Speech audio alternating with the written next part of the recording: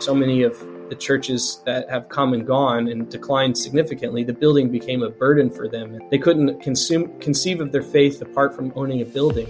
And it's interesting to me that now a new generation is taking place whereby having this building, we realize to the non-Christian, becomes a first invitation to explore who Jesus is. People willing to contribute financially to see a place dedicated to the worship of Jesus and the proclamation of his word. This is something that the non-Christians take note of. There are people really interested in public religion questions. So why are church buildings getting turned to condos? But the story isn't necessarily that Christianity is in decline the same way buildings are in decline. And to me, this has been something the Lord has shown me, is that people have these questions in the back of their mind. They're itching to hear a little bit more and to be challenged on some of these too easy to believe stories that circulate around the city.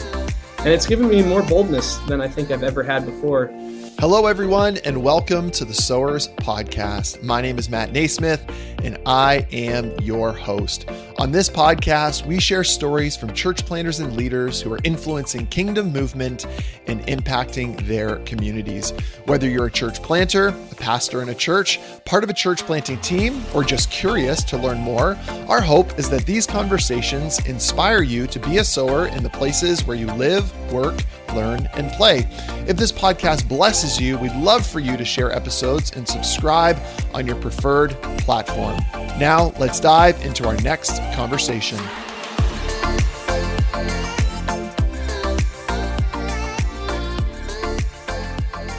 Welcome, friends, to the Sowers Podcast. I hope you're having a fantastic day, and welcome to a new episode and a new conversation. If you have been enjoying this podcast, why don't you go ahead and rate us on any of the platforms that you're using to listen to the podcast. The ratings help us and help spread the word about the podcast. Also, if you're not already following us on social media at the Sowers Pod, please go ahead and do so. Or you can also follow along with us on YouTube. So hit that subscribe button and follow along, and you'll get notified when new episodes are released. Well, today I'm excited for you to hear a conversation that I had with Kyle Hackmann. Kyle shares the journey of Christ Church Toronto securing a new building in Toronto, reflecting on the legacy of the Estonian Baptist Church and the community's response. He and I explore the importance of worship, community, and planting a church in a secular world, especially post-COVID. Kyle offers insights on creating meaningful worship spaces, the power of local relationships, and staying grounded in mission for future church plants. A little bit about Kyle. After completing his Master of Divinity and gathering ministry experience in Chicago, Leipzig, and St. Louis, Kyle and his wife Kim moved to Toronto in 2010 to join Grace Toronto in their mission of seeing churches planted throughout the city. Kyle served as the associate pastor of Grace Toronto Church for 7 years while living in the East End. And then as of January the 1st, 2017, he transitioned into the church planting pastor role for Christ Church Toronto.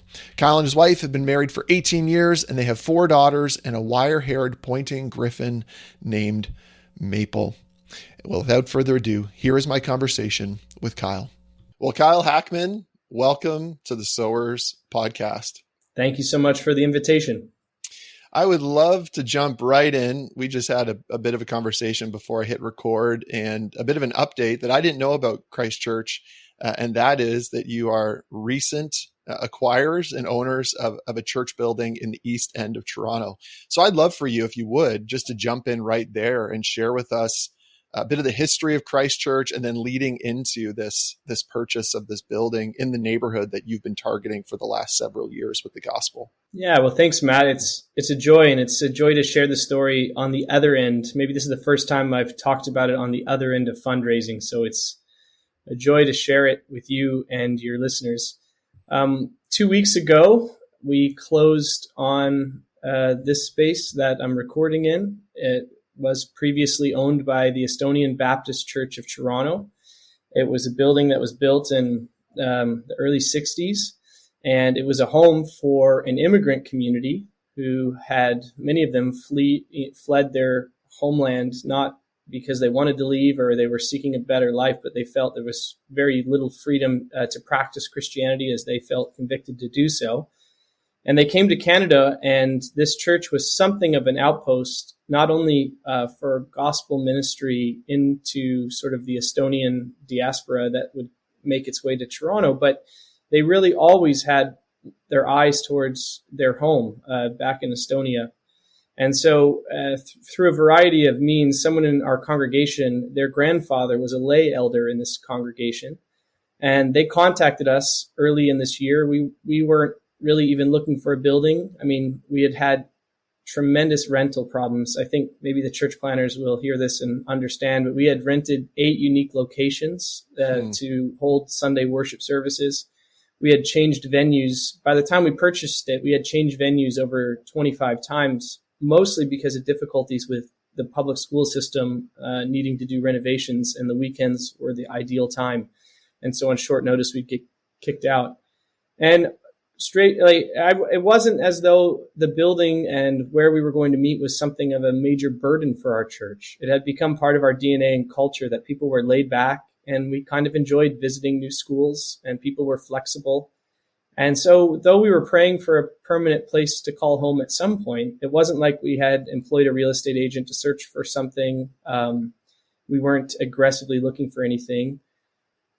Early at the beginning of this year, I was contacted by the chair of the board of this church asking if our church had any interest in purchasing it.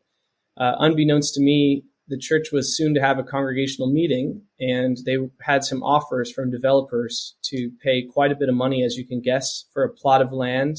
Because the building's not historically protected here in the east, most of the historically protected buildings are in the downtown area or right off the major subway line. Since this one was just a little bit off the subway, about a 5-minute walk, it had not gotten historic designation. So the condo developers and the developers were salivating because they could quickly knock it down and build some housing units for profit. And it seemed as though the congregation was settled that was the fate of their building as their numbers declined. They didn't decline because they lost the gospel. What was hard to hear was they declined because they intentionally made a decision to stay the Estonian Baptist Church and minister to those people who needed to hear preaching and wanted to sing in Estonian. And as you probably could guess, there hasn't been another wave of Estonian immigration since the 60s and, post-World War II. There hasn't been another wave since basically the 60s.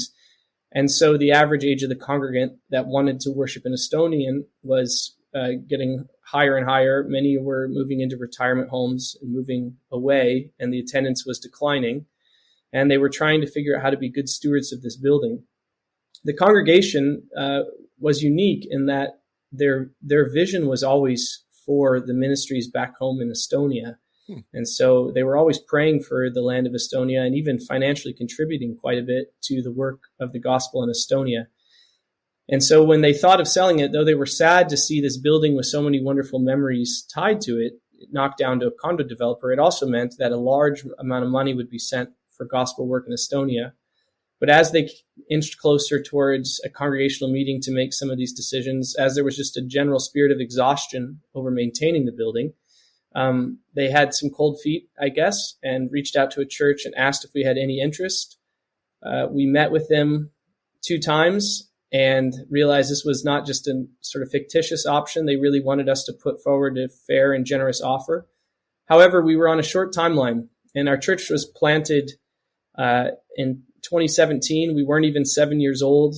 By God's grace, we did fairly well fundraising at the beginning of the church plant. So we've always kind of carried a large cash position and have had a generous congregation. So we didn't have a lot of credit built up with the banks. There was some nervousness about how this would work. And so the way we chose to do it, we have 6 lay elders, and we basically decided with the staff and the deacons to write out a number that we thought we could give. And we assumed that number would be about a third of what the entire fundraising project could give in a short 4-month window. They wanted to close October 1st. So we just, by faith, wrote our numbers down on the back of a piece of paper, put them in a box and added them up on a spreadsheet and then multiplied by 3. And we put in an offer which was much lower than the condo developers were offering. And so when we made the offer, we prayed for it.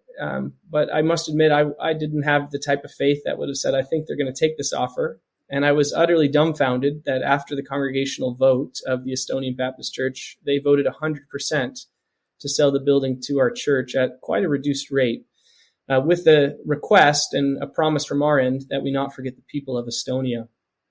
One of the things that was encouraging to both parties was that even though our church makes up something of the majority culture of Toronto, first language English, professional class of people, more and more our people understood something of the immigrant experience, feeling like foreigners in a land that in some senses feels like home. When the Estonians immigrated here, the color of their skin was white, and they fit in at the time with the majority in Toronto. And yet they spoke another language. They had different cultural customs and passions and traditions. And our congregation felt some sort of kinship to that, in a sense that though we fit in to this part of the city, we also still feel like aliens and sojourners. And it's been encouraging to walk with them through this transition. They voted 100% to say yes. And after I received the phone call that they voted 100% to say yes, I was both excited and about ready to vomit, because I knew that meant we needed to raise a lot of money in a very small window of time. So in about 4 months, we were able to raise nearly $2 million, mostly internally.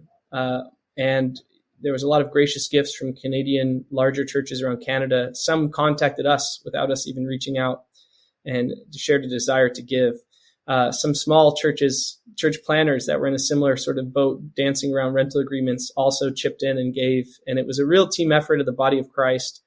And it was incredibly encouraging on October 1st to have this dedication service where some of the Estonians were here. We sang a verse or two and a song or two in Estonian. We tried our best to mumble the words with our Estonian sisters and brothers.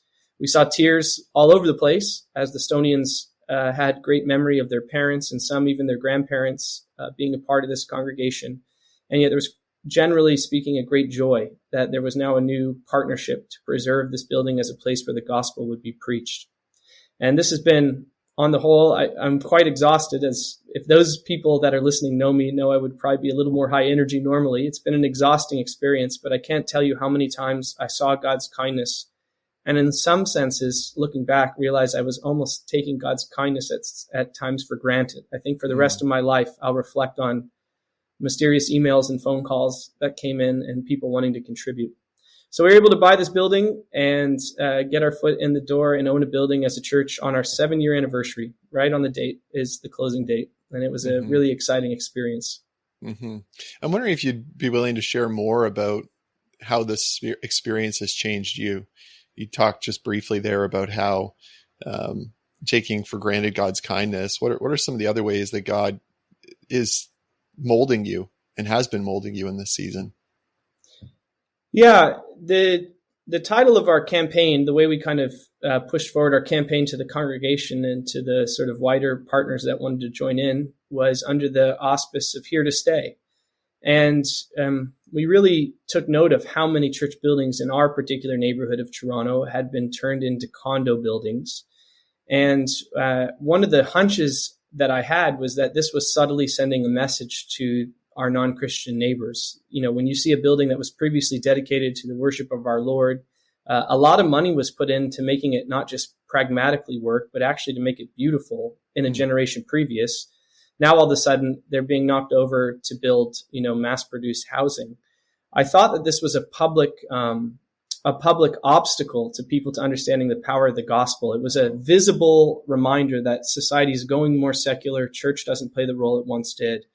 And I had a hunch that owning a building would say to both our congregants and our children, but also our neighbors, that Christianity is part of the future of this neighborhood as well.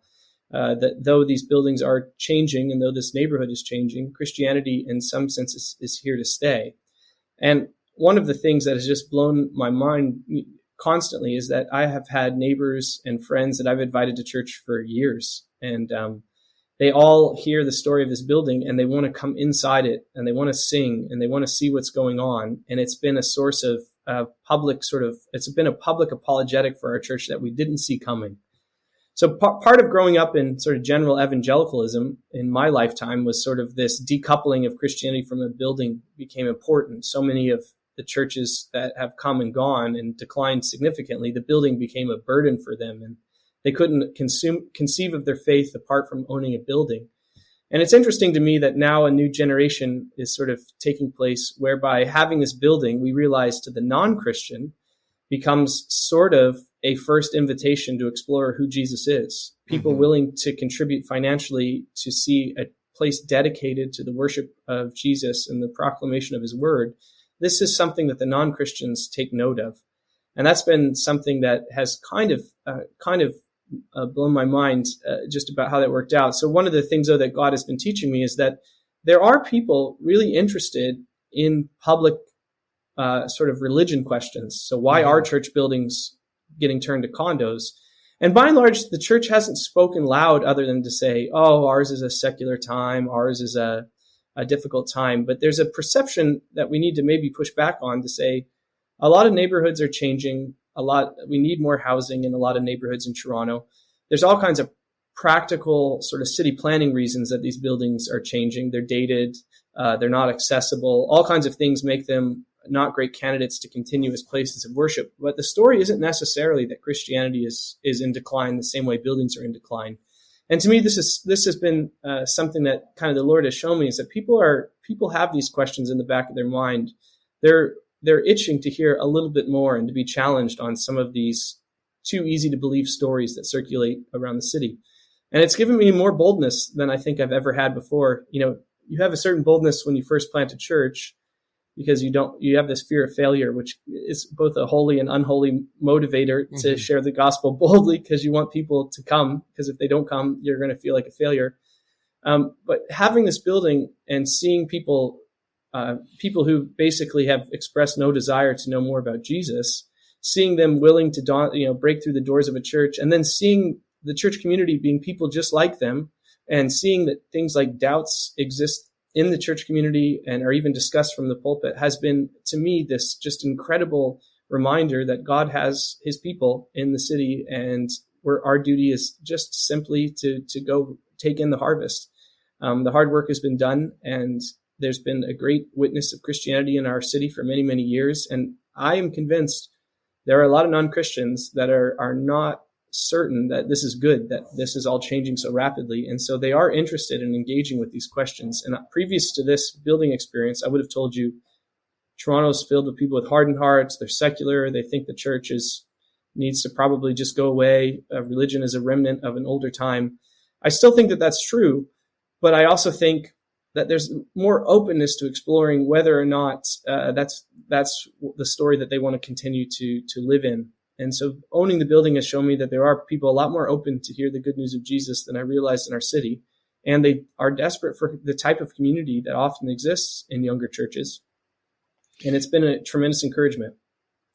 I'm wondering, as you're sharing these things, it takes me back actually years ago. We were part of the same group going through Tim Keller's City to City incubator training. And there was something you said back then that I remember. And I think at the time, Jordan Peterson was kind of just coming on the scene. A lot of church planners were like, these are his arguments and are so interesting. And the imagination was that all of our church people were spending time digging into, philosophical reasoning, and as a result, strengthening their secular positions. And I remember you just were sitting there taking it all, and you said, you know what, this is all like interesting conversation, but I think the average person, at least in my church and in my city, are binge watching Netflix with a glass of wine every night. And so they're probably not necessarily strengthening their, philosophical secular resolve.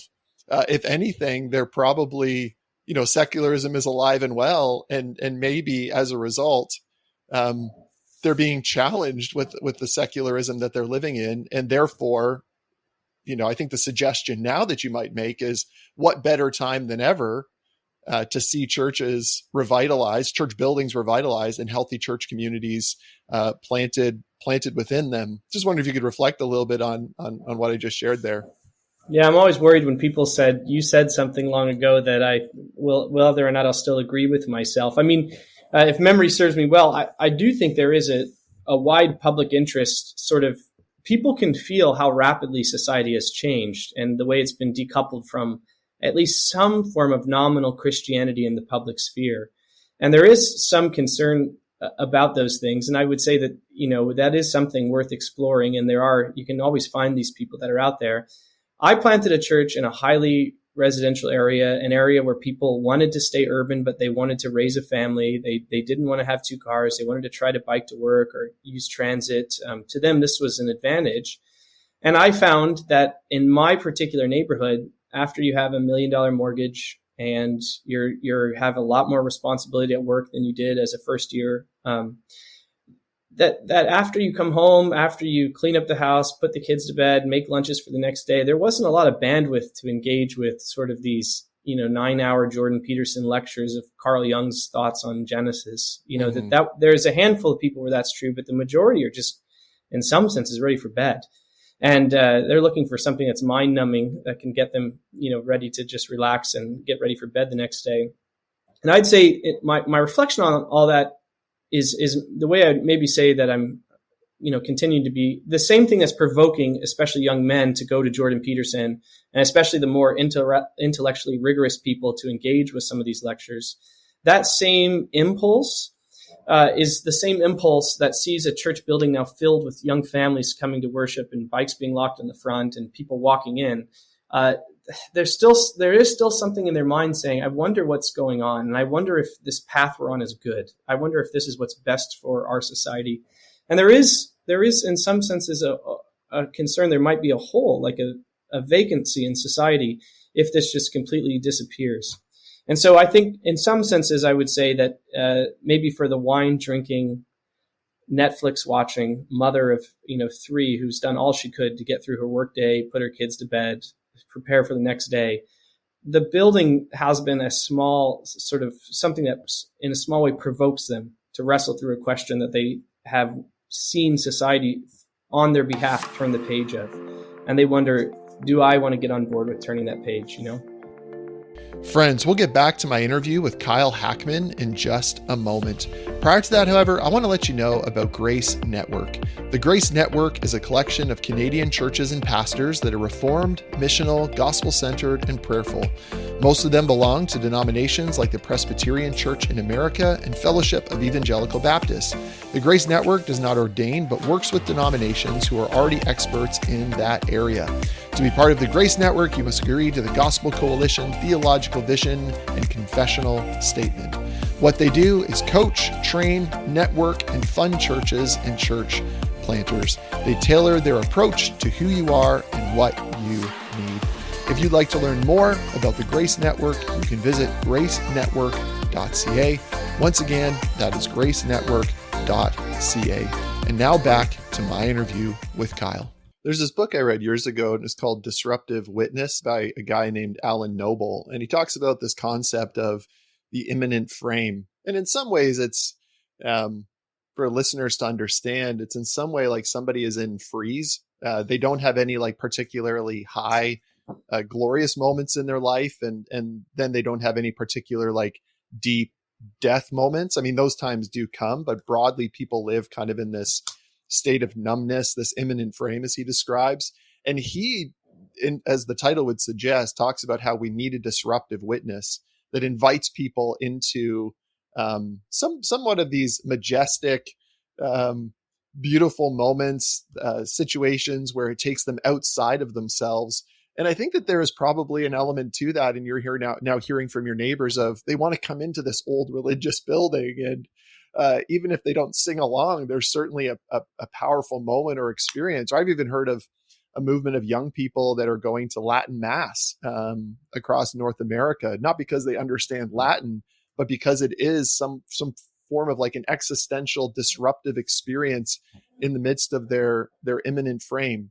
How do you see this again playing in your neighborhood and community? Yeah, I mean, I think that theme is coming from Charles Taylor, a fellow Canadian. So we'll give him credit where credit's due, and make sure Alan Noble, a good American brother, understands he got this from Canada. Yeah, he may have been quoting him. I forget. But I think you're right, and I think one of the ways that the imminent frame plays out, maybe unbeknownst, Taylor these sort of high intellectuals, I don't think maybe see it as clearly, is that we are surrounded as well by entertainment, and the entertainment kind of numbs us to anything beyond our experience. So very few of our TV shows are going into great depth to deal with the problems and pains of human suffering, inequality.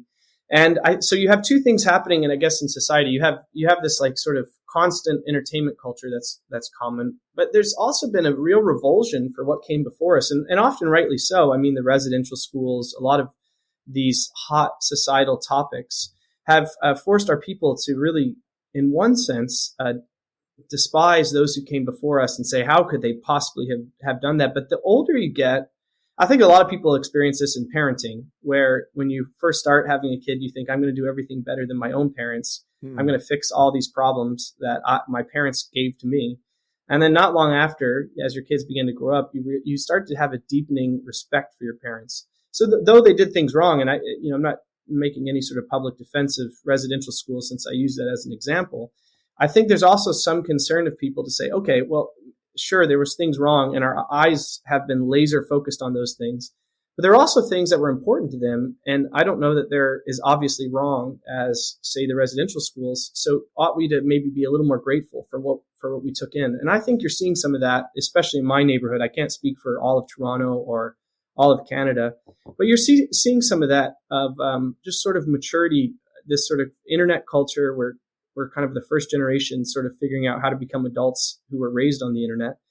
And now we're realizing, okay, we can really dunk on our parents' generation for all these things that they did. However, there's other things that we assume we're better than them about, but we're not as reflective. And I do think that's something of this kind of imminent frame, which is just like, keep us in the immediate. Don't presume that there's something beyond that sort of evaluates. And the older you get, the more you realize to yourself, what are my grandkids going to look at in the way I conducted myself and see it just as repulsive as I do about, some of the generation that came before us. And there's a measure of humility that starts to come up with that, which softens someone to explore Christianity. And I found, not everyone's getting baptized. It's not like there's a long lineup of people to be baptized, but they're also not angry atheists saying you guys are bad for society. They're exploring Christianity with kind of a fair and reasonable mind. And to me, I think that is some of the pressures of kind of living in a basement apartment where the ceiling's so low. There's no realm beyond. Everything's just pressing down on you. Everything feels so imminent. And there's a desire to sort of poke a hole in that and say, is there anything up there? Is there anything, is there anything beyond? So even, just to use the metaphor to stretch it further, even being in a church building that has high ceilings, that it's a very basic 60s church with this kind of high, it looks like you're in an upside down canoe, like so many Canadian churches.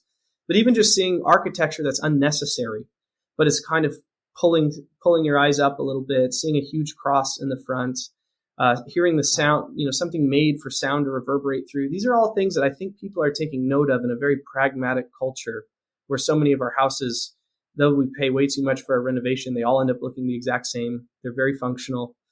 This is something that obviously is functional towards a frame beyond the sort of pragmatic needs of of sort of getting kids to school, getting through your career, going to bed at night. And I think you're right. I think this is something that's kind of a provocative public witness, a disruptive witness, to quote Alan Noble. Have you ever attended a Brethren, like a Plymouth Brethren breaking of bread service? I personally never have. I have some congregants that speak so highly that when it was done well, it was one of the most beautiful things to experience. I personally am not sat one, though. So when I grew up in a Plymouth Brethren church. So for our listeners who are not familiar with Plymouth Brethren, elder led, no full-time pastors. And prior to what they would call their family Bible hour, which would be traditionally now like your weekly worship service, they would have a service called the Breaking of Bread service. And it was essentially not planned. People in the congregation would stand, and there are hymn books available, and someone would stand and say, please turn to number, 468. And they'd read like the first couple lines. And then usually there was a couple people, I don't think they were designated, but they were the known people in the group that were the ones that would start so that everyone's pitch or tone would kind of be on place, and people would sing the song. And then somebody else would stand up following that song, there usually a bit of a pause and break between them, and someone else would stand and offer a verse that they'd been reflecting on that week and how it applied to the congregation. And it was an hour, and then that time would culminate in taking communion and reflecting upon Christ's shed blood and broken body for us. And I attended one, and it took me back to my childhood, but it was also an extremely disruptive moment in my week, because it was probably, if I'm honest, one of the only kind of like unplanned, still, meditative, collaborative moments of community worship that I'd been in a very long time in that form. And so I said to the elders afterwards, in the congregation, I said, you haven't changed over the last 30 years, but you need to know what happened there was deeply, deeply beautiful. I'm wondering, just based on that, think about your time over the last several years in Toronto and planting.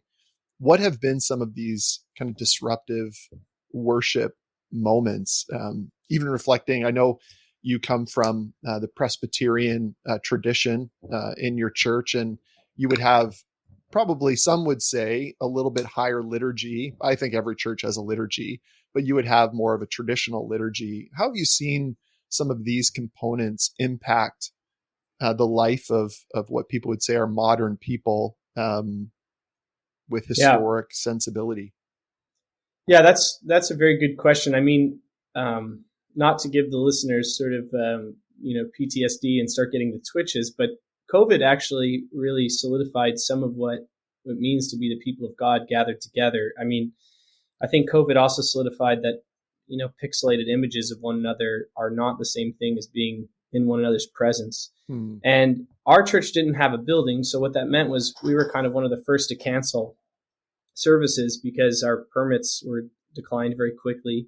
And while other churches were battling over how many people to have in the building and what to do around this, we just didn't have that option. But in God's mysterious plan, someone in the church was connected, had some government connections, and found a carve out to where we could meet outside in a park. And there happened to be, just sort of right on the edge of our neighborhood, a large park that was surrounded by trees. It was relatively private. It wasn't like we were worshiping as everyone was sort of biking right in between us. But we were able to get, a couple hundred people out on that field during COVID, and they were able to stay very distant. And, we had no health issues whatsoever. But I would say that one of the things that just kind of blew me away is people who, you wonder how deeply rooted is their faith? Do they truly believe these things? Or is this something, COVID made me wrestle through all kinds of doubts. I'm sure like you too, like why are we doing what we're doing and how important is this thing? And there were Sundays where, you just felt obligated to play the role, whether that be through online worship or whatever. You told yourself people need a pastor, whether you feel like being one or not. It's a disturbing time.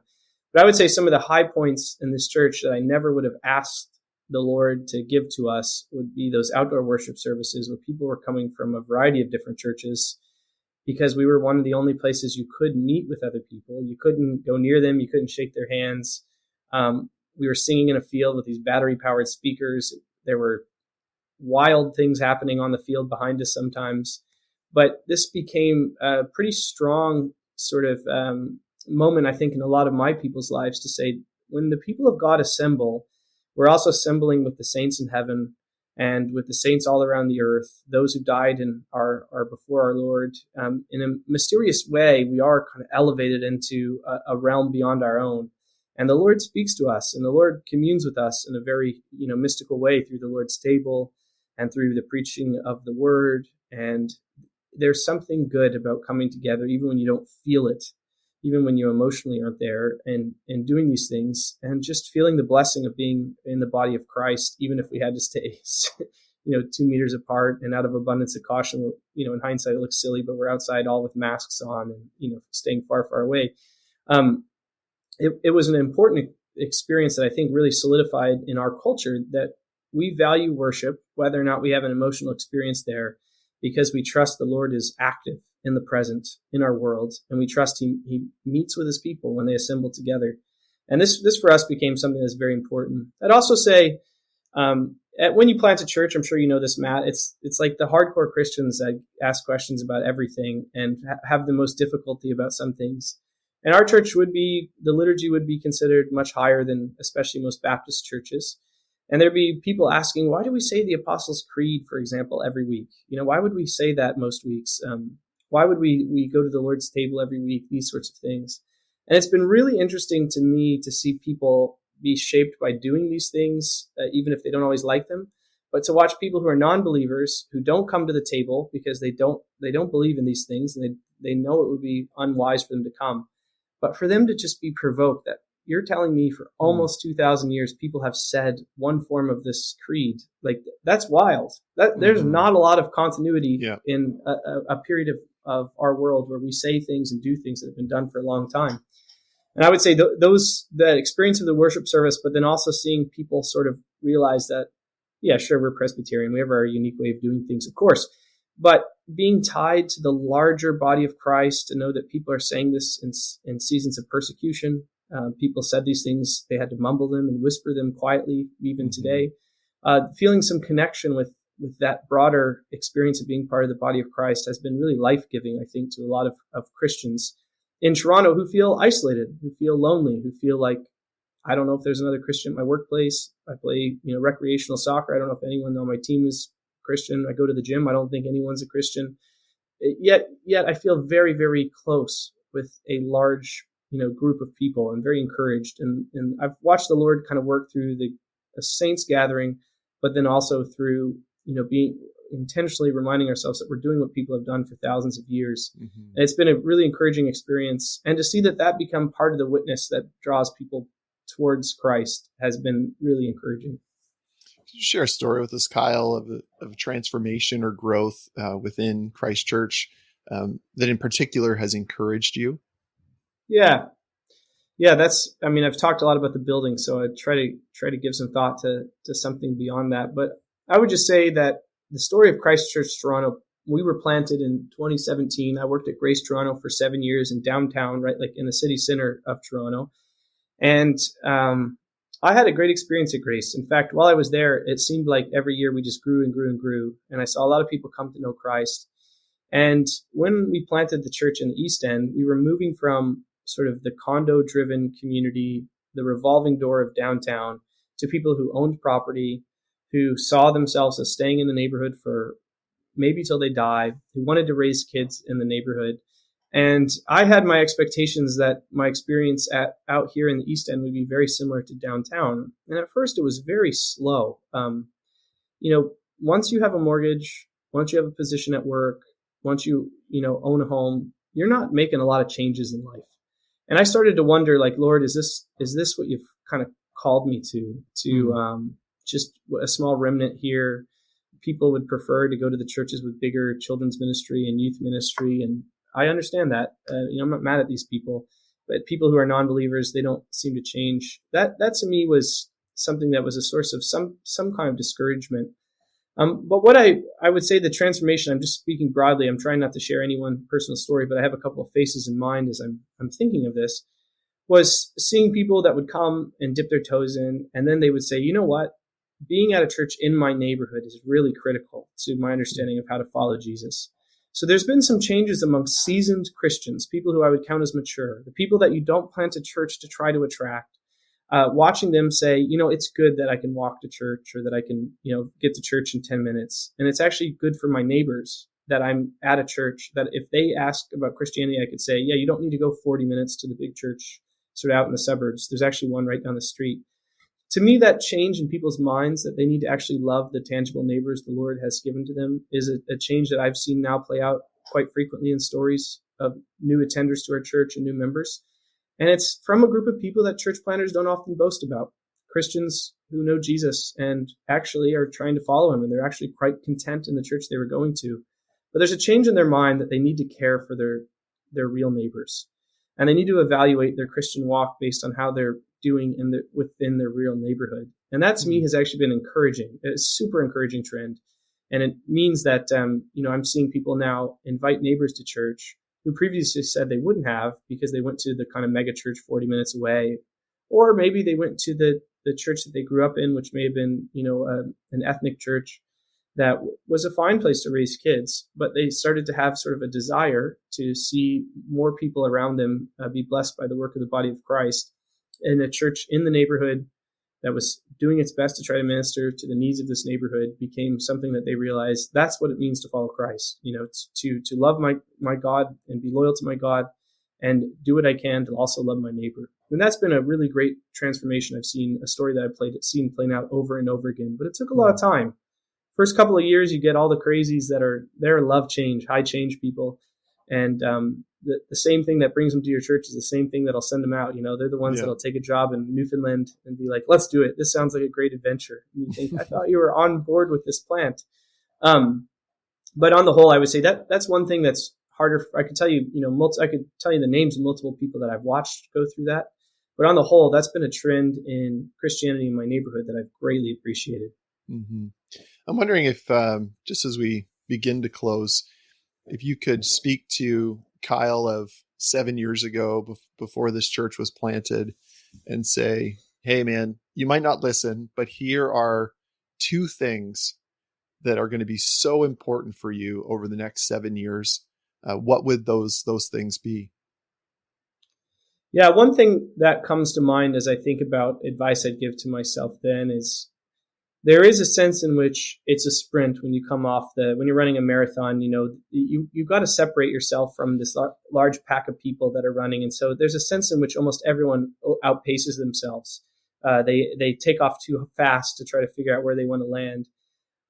But I think one thing that I would say is part of our pre-church planning work, our missiological work that we have to do is we have to ask ourselves, how do people change in the neighborhood that we're in? And we have to realize that obviously God's Spirit can transform someone in a half a second. Of course, we all pray to that end.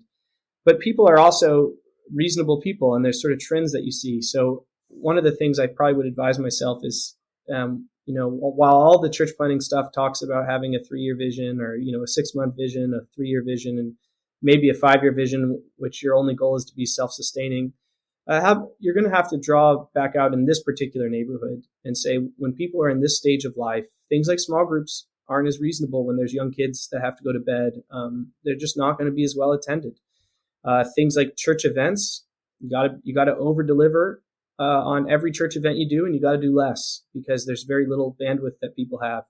And I was coming from a setting where we were just constantly doing things because people often were new to the city. They didn't have community. They weren't connected.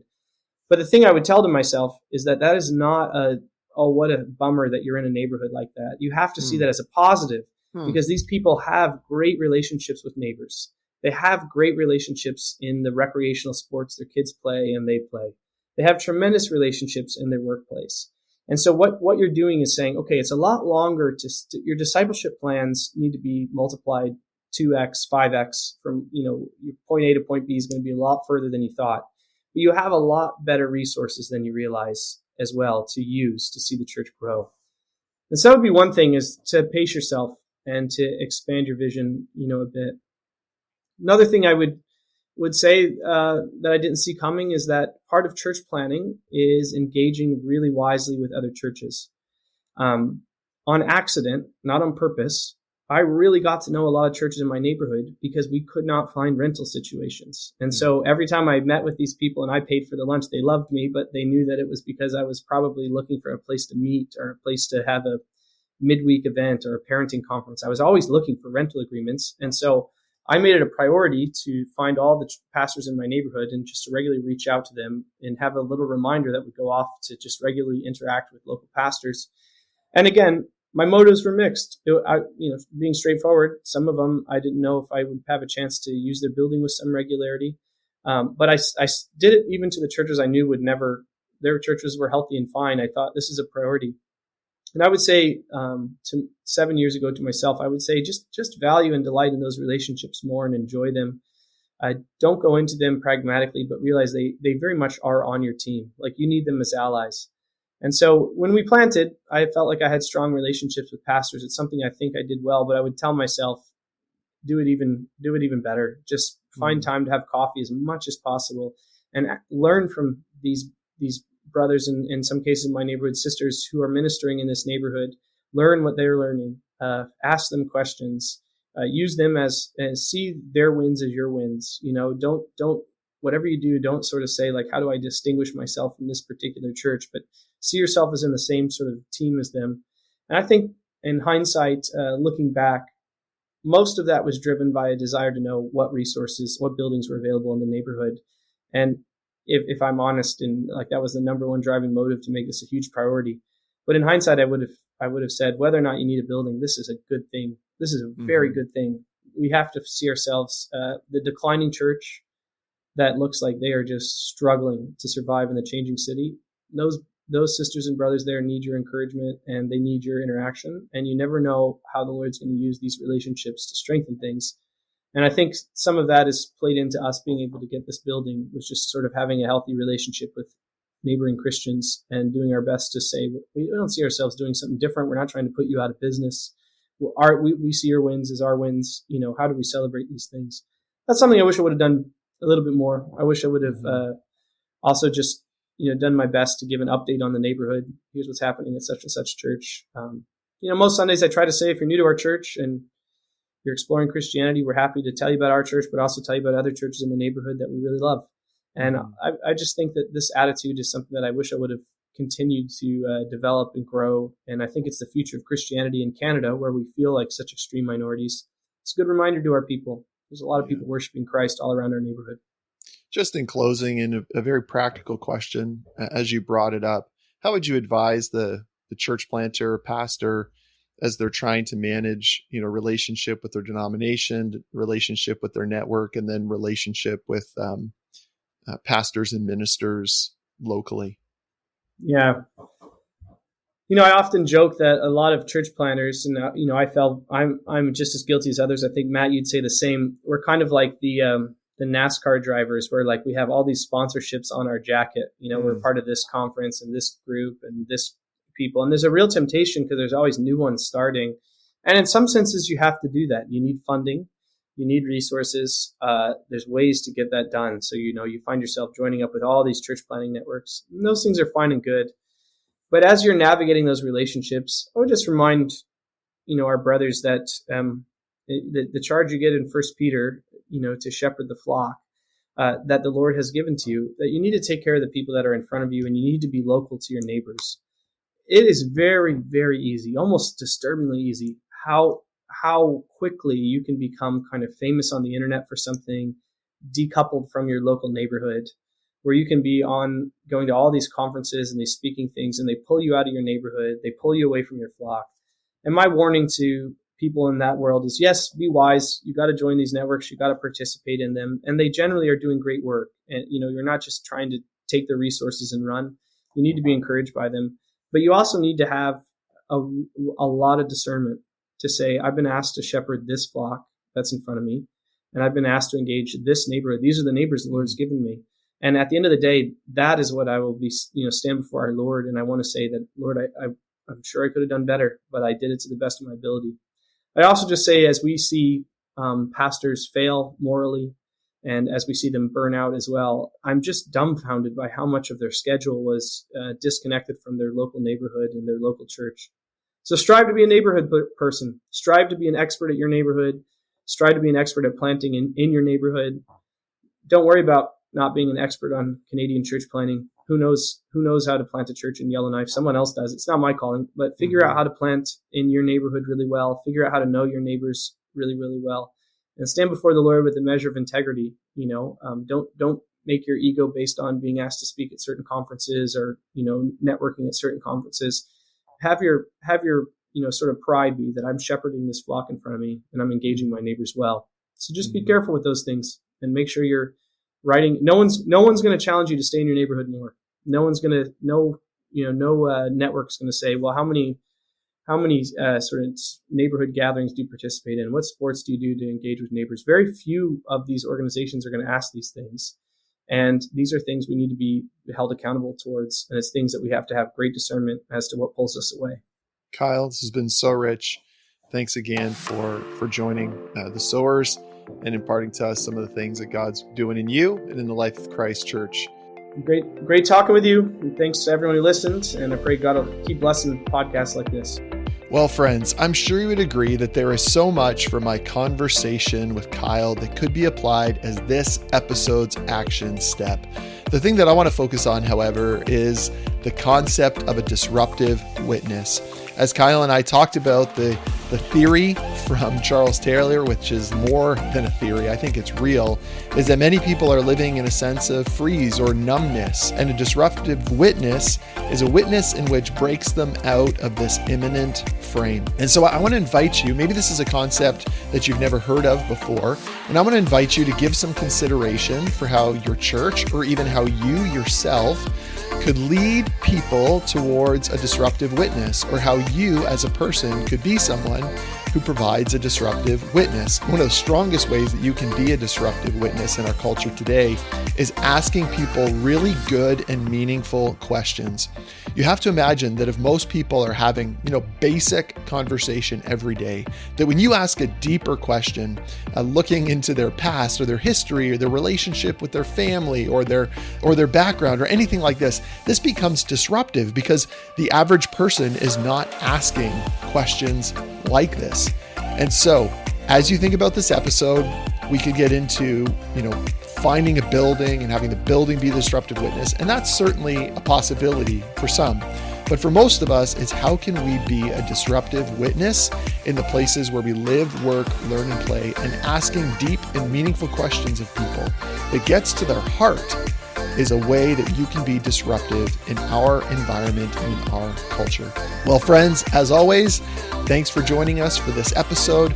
I'm now going to leave you with a clip from the episode that will be released next and the conversation that I have with Vance Pittman, president of Send Network. I believe that places like Vegas, places like Canada, Toronto, Vancouver, Montreal are very hard ground spiritually. Now, I grew up in the southeastern United States. In the southeastern United States, a lot of farming community where I'm from. If you're going to farm ground, the first thing you have to do is break the ground up. It has to be tilled up. I'll never forget as a kid, we had a tiller and we'd go out in the backyard with the tiller where we had the garden, and you had to run that tiller over the ground to till up the ground so that it was ready to receive the seed that was going to be sown. I believe prayer is the means by which the Spirit of God tills up the hard ground spiritually, preparing the hearts of people for the gospel to be sown in their lives. Jesus, even at one point in the gospel, said, "These kind don't come out except by prayer and fasting." It's that tilling up of that hard ground